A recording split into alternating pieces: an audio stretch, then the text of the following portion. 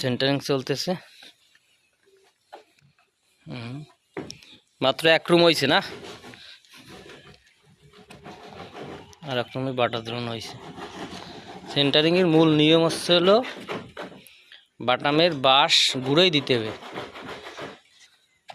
কোনো বাঁশ এক সাইডে দেওয়া যাবে না, যে কোনো ঘুরেই দিতে হবে, দুই সাইডটা দুকুলদা দিতে হবে। আর যত সম্ভব বাঁশ সোজা দেওয়ার চেষ্টা করতে হবে, কোনোভাবে শ্যাও না হয়।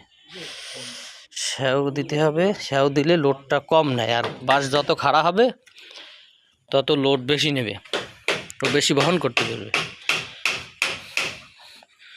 ঠিক আছে, আর নিয়ম হলো এইভাবে বাঁশ মারতে হবে, হলো একটা বামে একটা ডাইনে, দুই পাশে দিয়ে মারতে হবে বাটামের। ঠিক আছে,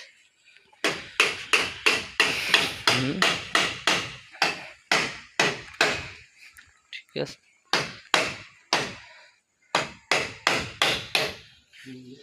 ঠিক আছে।